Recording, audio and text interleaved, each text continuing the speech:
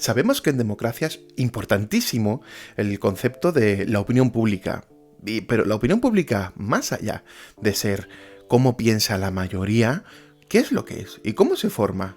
Y sobre todo, ¿qué relación tiene con la opinión publicada? Esa opinión que supuestamente parte de expertos, de personas que han investigado, investigan o tienen fuentes fiables, ¿no? Para conocer la realidad de las cosas.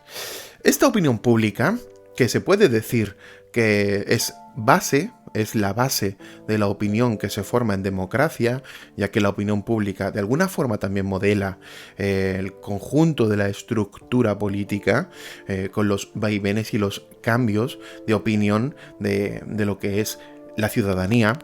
Esta opinión pública se forma sobre todo de una forma perversa. Es decir, hay muchísimos poderes que están en constante conflicto y, digamos, en competencia por implantar ideas que germinen en la opinión pública, y para eso emplean la opinión publicada, entre otras cosas. Vamos a ver cuáles son las dimensiones de la realidad desde una perspectiva, digamos, sencilla, de una perspectiva básica, y vamos a ver cómo la opinión publicada trabaja con esas dimensiones para poder configurar la opinión pública y que esa opinión pública esté, digamos, en sintonía con los propios intereses, tanto de la opinión publicada como de los agentes que están detrás de esa opinión publicada. Aquellas personas que tienen poder, ya sea poder financiero, poder mediático, poder, digamos, personal, etcétera, con respecto a las empresas que acometen esa opinión publicada, ya sean empresas estatales, es decir, públicas, o ya sean empresas privadas. Para eso he hecho un pequeñito esquema. En la opinión pública y publicada, sobre todo, hay dos dimensiones de la realidad. Una de estas dimensiones parte de la lectura y la otra parte de la interpretación. Es decir, aunque pensemos que leer es interpretar, leer no es interpretar. La realidad se puede observar y extraer, es decir, leer, y también se puede establecer un análisis de esa realidad para extraer, digamos, otros efectos, que sería la interpretación. En este sentido, muchas veces confundimos leer con interpretar la realidad, y de hecho, la gran mayoría de personas que dan su opinión piensan que están evaluando objetivamente los hechos. La opinión en sí misma, pues, es subjetiva. Mis opiniones son subjetivas, las opiniones de la opinión publicada también es subjetiva. El gran problema subyace en el hecho de que muchas empresas piensan que vendiéndose como meramente imparciales, van a obtener ese mérito, ¿no?, social, ese prestigio. Y lo cierto es que engañan a muchas personas haciendo saber que están simplemente emitiendo una noticia. La noticia no es otra cosa que una interpretación de un hecho. Y esto es lo más trascendente, ¿vale?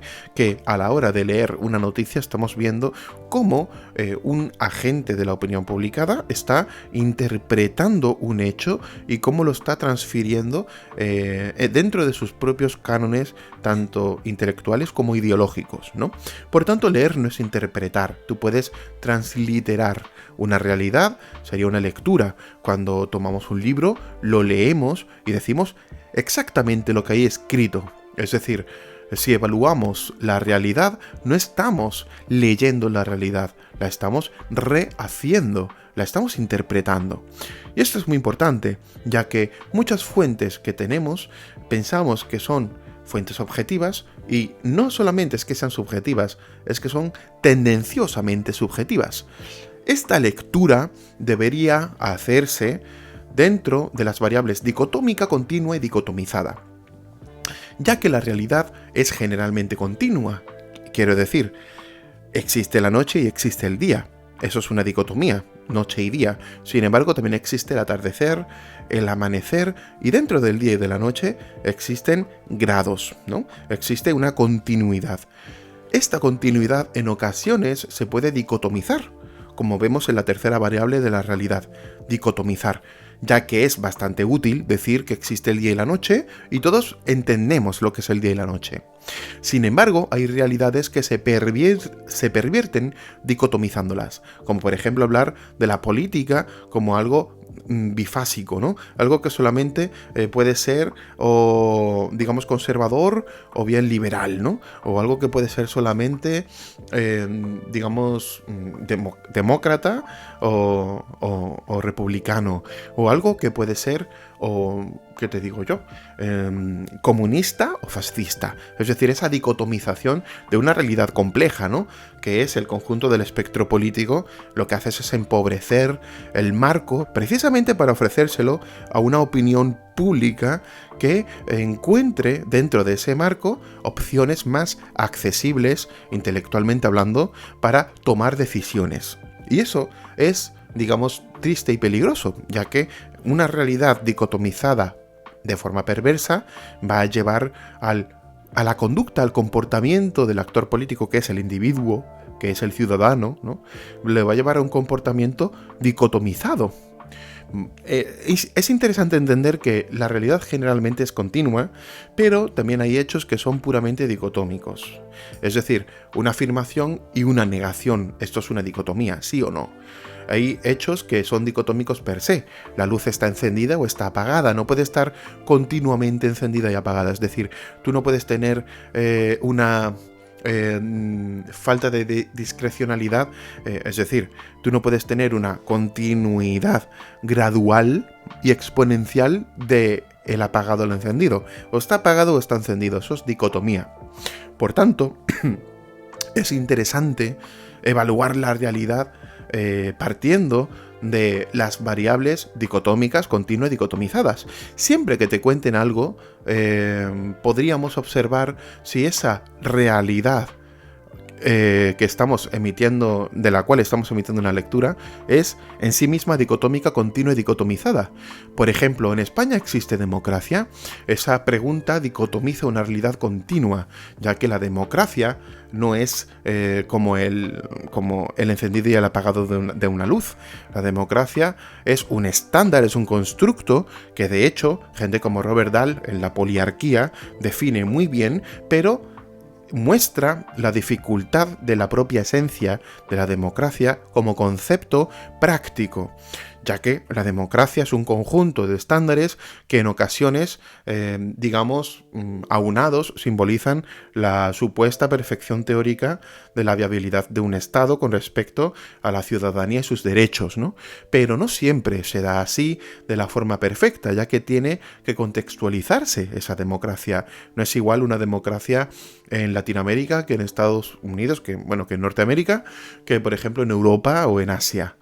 ¿Por qué? Porque son contextos y culturas diferentes. Por tanto, el concepto antropológico, histórico y cultural esos conceptos inciden en la propia respuesta que emite pues una realidad política. Y por tanto, crear una democracia requiere una continuidad. Una continuidad, por ejemplo, en la implantación de derechos, en la implantación de la separación de poderes. La separación de poderes no se emite a efectos de forma dicotómica. No es que haya separación o no haya separación. Lo que hay es una mezcla entre fusión de poderes, separación de poderes, fusión de responsabilidades y separación de responsabilidades, ¿no? Entonces, en este sentido, o de funciones, ¿no? En este sentido, la combinación de una serie de variables van a llevar a la creación de una lectura continua o dicotómica. La democracia, por ejemplo, sabemos que es continua dentro de los estándares de la ciencia política y no es tan fácil decir hay o no hay democracia, pero es evidente que hay democracia cuando hay un proyecto democrático de implantación de los derechos humanos, de los derechos del ciudadano y el ciudadano elige con su voto. Otra cosa es que haya democradura, lo cual se puede decir que cuando llegamos a la democradura estamos lejos del concepto democracia. Por tanto, ahí se podría decir, sí, es cierto, puede haber o no haber democracia de forma dicotómica. Pero lo cierto es que aunque aparentemente se pueda decir hay o no hay democracia de forma total, eso sería una dicotomización de la realidad. Esa realidad no es dicotómica per se, puesto que permite otras realidades intermedias. Entre la sí democracia y la no democracia hay un sinfín de realidades que, digamos, gradualizan, cuantitativizan la realidad de la democracia. En España hay democracia, sí hay democracia. ¿Es 100% democracia perfecta dentro del estándar teórico de lo que es una democracia occidental, tal y como la entendemos? No es 100%. No es 100%. En este sentido no se podría decir que la democracia de España fuera modélica. No lo es. Pero tampoco es modélica porque no busca ser modelo. Es decir, al menos en la Constitución de 1978, el check and balance, el contrapeso de poderes, por ejemplo, se efectúa también en una extraña mezcla entre separación de poderes y fusión de poderes. Podemos estar de acuerdo o no, yo no estoy muy de acuerdo, ¿eh? Pero es cierto que ante el conflicto de separación de poderes, check and balance, con el conflicto de fluidez y de gobernabilidad, se elige un modelo en el que hay una separación efectiva de poderes con una fusión de funciones, ¿vale? Así también de responsabilidades y de contrapeso que posibilita que de alguna forma el legislativo y el ejecutivo estén interconectados, pero que tengan diferentes funciones y estén separados. Pero están conectados, ¿por qué? Porque así se permite una gobernabilidad más fluida. Se supone que es por eso, ¿vale? Y de hecho es cierto que eso lo permite. ¿Qué sucede? Sucede que ¿dónde está el umbral perfecto entre gobernabilidad y check and balance, separación de poderes o falta de, digamos, influencia, de coerción, de coacción, de básicamente manipulación de un poder a otro? ¿Dónde está ese umbral? Es una gran respuesta y tenemos que seguir encontrándolo como sociedad que debe buscar pues su propio devenir político, ¿no? Por tanto, vemos que la realidad continua básicamente es la más abundante y sobre todo es la que oferta grandes retos filosóficos, puesto que la dicotómica no oferta grandes retos para la mente. ¿Es o no es? ¿Vale? Pero la continua no. Por eso es tan complicado decir, por ejemplo, que las cosas están mal o están bien. Es decir, las cosas generalmente ni están mal ni están bien. Hay cosas que son contraproducentes a largo plazo, cosas que son contraproducentes a corto, y se puede evaluar, se puede emitir una evaluación y ya entraríamos dentro de lo que es la interpretación, ¿no? Pero lo que es la lectura de los hechos, esa lectura está sobre todo sujeta a las realidades dicotómica y continua y dicotomizadas. Pero importante entender que la dicotomización siempre suele tener una causa y una tendenciosidad. Quiero decir, si yo voy a reducir la realidad compleja de lo que es una democracia, su esencia, el concepto teórico y todas las aristas que tiene, porque además no hay una sola democracia y no hay un solo tipo de democracia y no hay una democracia buena y el resto es mala. Es decir, que todo depende de muchas variables. No se puede implantar, por ejemplo, en España el modelo de democracia que hay en Estados Unidos, simplemente porque aquí tenemos otro modelo cultural, histórico, antropológico, y no se puede simplemente tomar una pequeña muestra de un sitio e implantarlo como si careciera de contexto en otro. No se puede simplemente porque no funciona así. Se puede entender el Estado como un organismo vivo, que de alguna forma se ejecuta a sí mismo. Tú no puedes tomar un organismo y cambiarlo de sitio y esperar que funcione igual, ¿no? En este sentido, y esto es lo importante, la dicotomización generalmente lo que busca es crear una opinión tendenciosa en la persona que nos está escuchando. Es decir, si yo digo en España no hay democracia, o si digo en España hay democracia, ¿y os calláis? En este sentido, lo que estoy es emitiendo tendenciosamente un veredicto que ya entra dentro de la interpretación.